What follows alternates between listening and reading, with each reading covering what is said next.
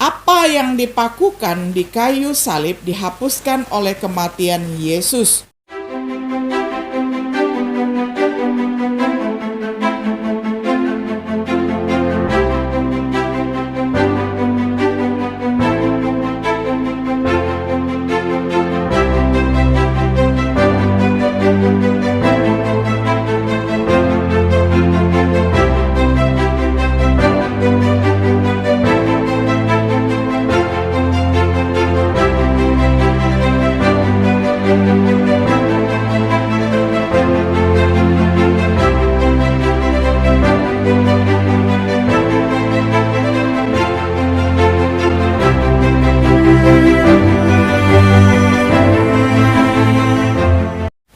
Shalom, sahabat Biblika yang dikasihi oleh Tuhan. Sungguh senang kita dapat berjumpa kembali di dalam acara Refleksi Sahabat Biblika. Pada hari ini kita tiba pada episode yang ke-74 di dalam serial pembahasan kitab Injil Markus dengan tema Ceramah di Bukit Zaitun bagian yang pertama.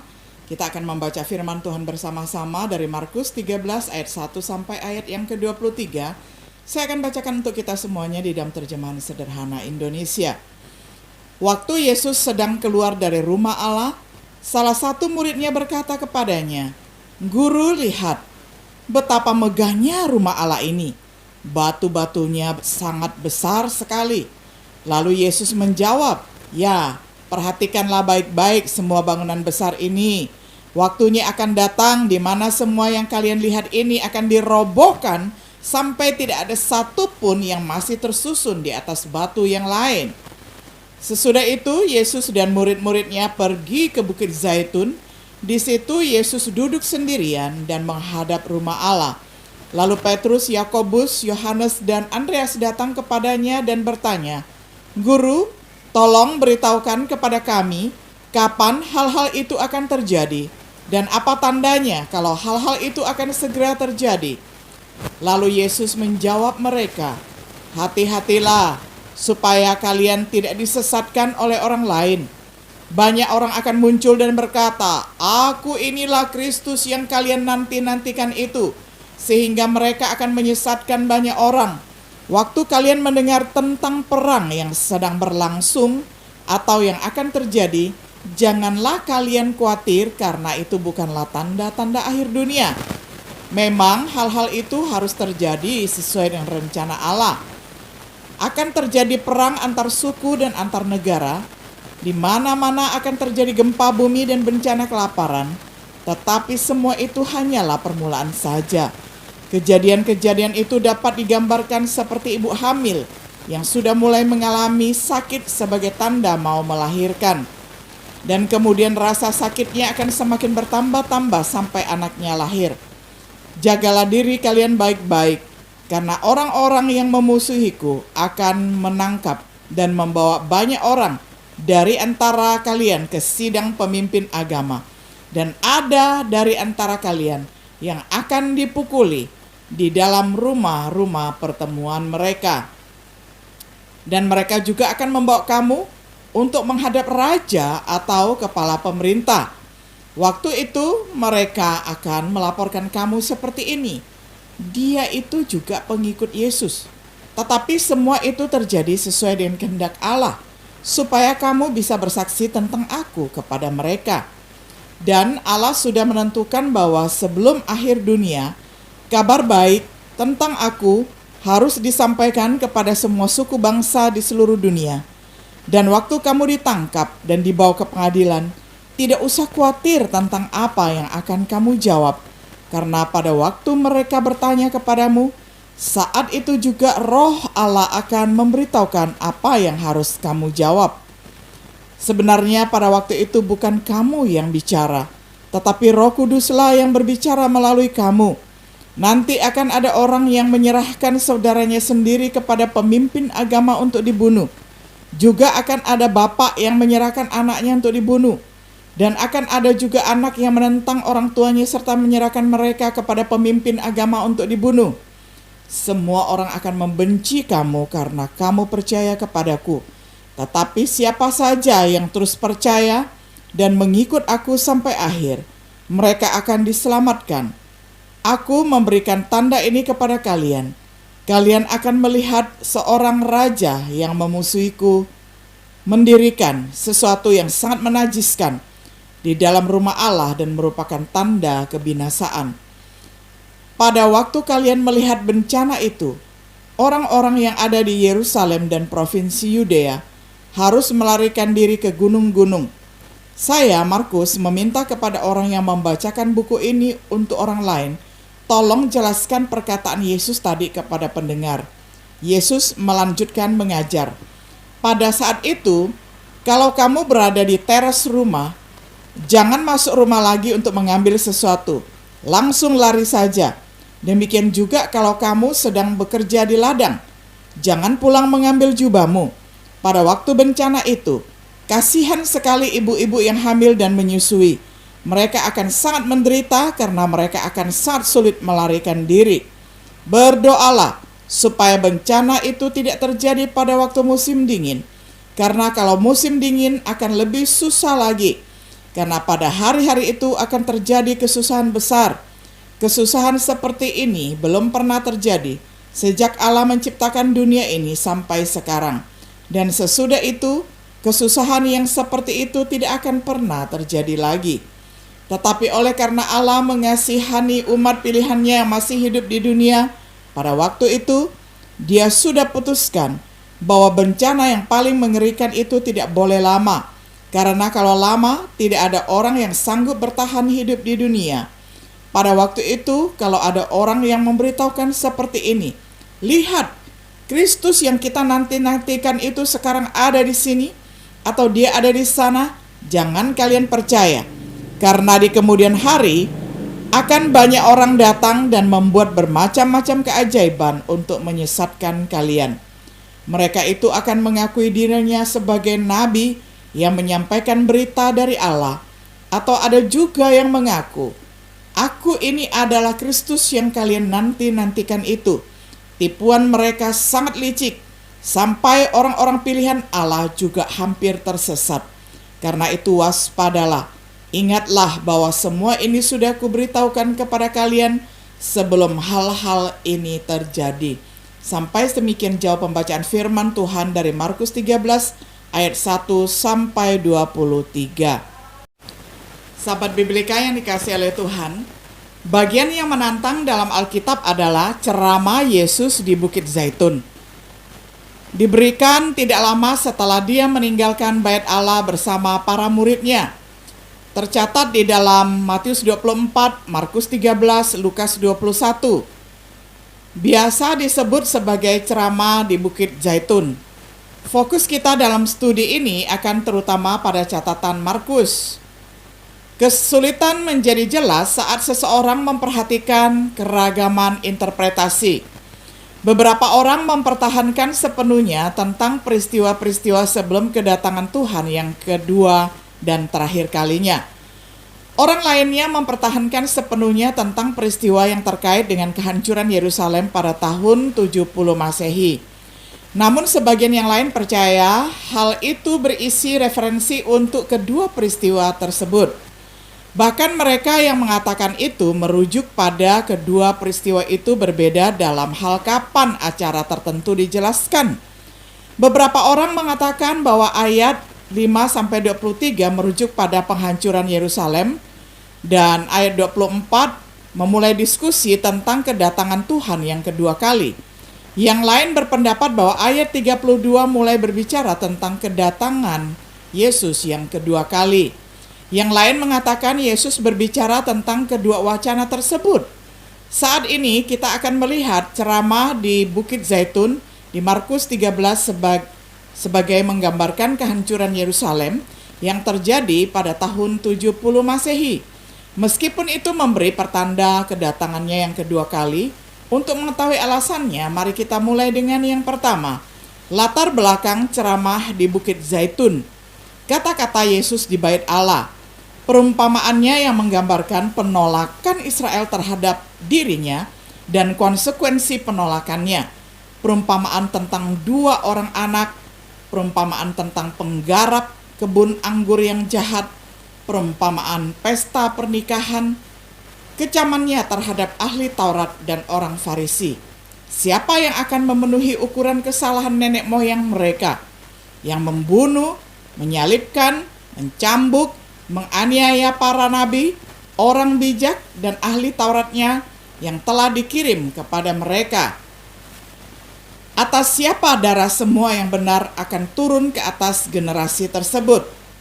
Ratapannya atas Yerusalem, kota yang membunuh para nabi dan melempari mereka dengan batu, kota yang tidak mau menerima kasih yang ditunjukkan kepadanya, yang rumahnya akan ditinggalkan terpencil. Nubuatan Yesus tentang bait Allah. Setelah murid-muridnya menunjukkan kepadanya bangunan bait Allah, menyatakan bahwa tidak ada satu batu pun yang tertinggal di atas batu lainnya. Pertanyaan dari murid. Dalam Injil Markus, 2 pertanyaan diajukan. Kapan hal ini akan terjadi? Apa yang akan menjadi tanda ketika semua ini akan terjadi? Dalam Injil Lukas, 2 pertanyaan yang serupa. Kapan hal ini akan terjadi? Tanda apa yang akan muncul ketika hal-hal ini akan terjadi? Dalam Injil Matius, pertanyaan kedua menggunakan kata-kata yang berbeda. Kapan hal ini akan terjadi? Apa yang akan menjadi tanda kedatanganmu dan tanda kesudahan dunia? Pengamatan terhadap pertanyaan-pertanyaan ini, Matius menulis Injilnya untuk pembaca Yahudi. Dia mungkin mencatat pertanyaan seperti yang ditanyakan oleh murid yang mengira kehancuran bait suci akan berarti kedatangannya dan zaman akhir. Markus dan Lukas menulis Injil mereka kepada orang bukan Yahudi untuk menghindari kemungkinan kesalahpahaman oleh pembaca non-Yahudi. Mereka mengucapkan pertanyaan para murid untuk direfleksikan tentang apa sebenarnya wacana tersebut, yaitu penghancuran bait Allah dan kapan tanda kehancurannya akan segera terjadi. Bila ceramah di Bukit Zaitun diperhatikan dengan hati-hati, subjek kata-kata Yesus menjadi jelas. Kehancuran tentang bait Allah adalah masalah yang sedang dibicarakan, bukan perihal kedatangannya yang kedua kali. Sekarang, mari kita lanjutkan untuk memeriksa lebih dekat hal yang kedua. Temuan ceramah di Bukit Zaitun. Apa yang tidak menjadi tanda? Berhati-hatilah agar tidak ada yang menipu kita yang mengaku sebagai Kristus. Jangan direpotkan oleh perang, gempa bumi, kelaparan, wabah, penyakit. Hal-hal seperti itu akan datang. Kehancuran bait Allah belum tergenapi pada saat Yesus bicara. Semua hal hanyalah awal zaman akhir. Antisipasi penganiayaan dan masa sulit. Murid-murid Yesus akan dibunuh dan dibenci demi namanya. Banyak yang akan tersinggung, saling mengkhianati dan membenci satu sama lain. Nabi palsu akan menipu banyak orang. Kasih banyak orang akan menjadi dingin karena pelanggaran hukum. Tapi dia yang bertahan sampai akhir akan diselamatkan. Kata akhir di sini mengacu bukan untuk kedatangan kedua, menyiratkan bahwa seseorang harus hidup sampai Kristus datang kembali, atau pada penghancuran Yerusalem menyiratkan seseorang telah selamat dari peristiwa itu. Keselamatan seseorang dijamin, tetapi sampai akhir hidup seseorang. Wahyu 2 ayat 10. Injil kerajaan akan diberitakan ke seluruh dunia sebagai saksi bagi semua bangsa. Kemudian kehancuran akhir bait Allah yang akan datang, ini akan mengakhiri pengorbanan orang Yahudi dan sisa-sisa para penyembah perjanjian lama. Apa yang dipakukan di kayu salib dihapuskan oleh kematian Yesus akan berlalu. Apakah Injil diberitakan ke semua bangsa sebelum penghancuran bait Allah? Perhatikan apa yang ditulis Paulus sebelumnya pada tahun 70 Masehi. Apakah tanda-tanda tersebut? Kekejian akan kehancuran, yakni mereka yang menajiskan bait Allah akan berdiri di tempat suci ataupun di kota suci Yerusalem, seperti yang dinubuatkan oleh Nabi Daniel di dalam Daniel 9 ayat 26 sampai 27.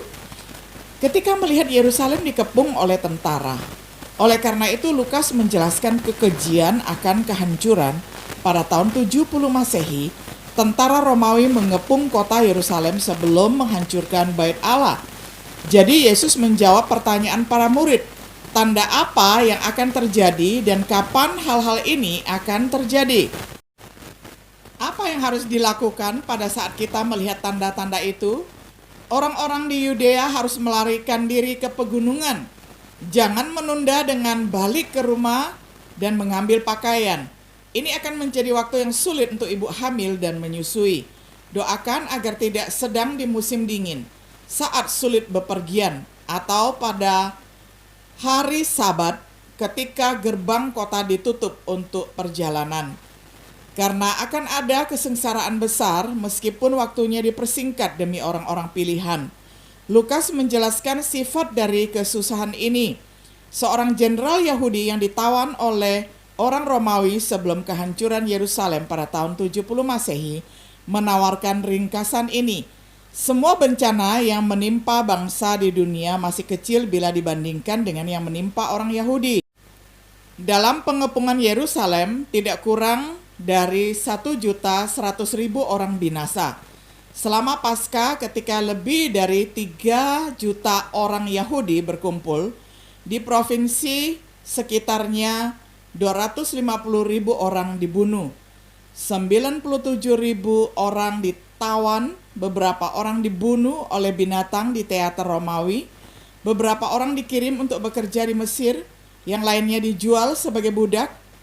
Ini adalah berasal dari sumber Flavius Josephus di dalam tulisannya Jewish Wars, seperti yang dikutip oleh Barnes di dalam tafsiran Matius. Yang terpilih adalah orang Kristen terhindar dari pengepungan yang dipersingkat. Orang-orang Yahudi di kota itu melibatkan orang Romawi dalam pertempuran. Titus, jenderal Romawi, dipanggil untuk kembali ke Roma, mengakhiri pengepungan dan menyerbu ke kota Yerusalem. Jangan disesatkan oleh Kristus palsu dan nabi palsu. Bahkan mereka menunjukkan tanda-tanda besar dan keajaiban untuk menipu. Sebab kedatangan anak manusia akan seperti kilat di langit. Jangan berharap untuk menemukan dia di padang gurun atau di dalam ruangan. Ketika dia datang dalam penghakiman, itu akan terjadi dengan cepat. Di mana ada bangkai, di sana burung-burung bangkai akan berkumpul, menyinggung Yerusalem yang dikelilingi oleh tentara Romawi. Ini adalah tanda untuk memperingatkan mereka bahwa sudah waktunya untuk melarikan diri dari Yerusalem dan Yudea.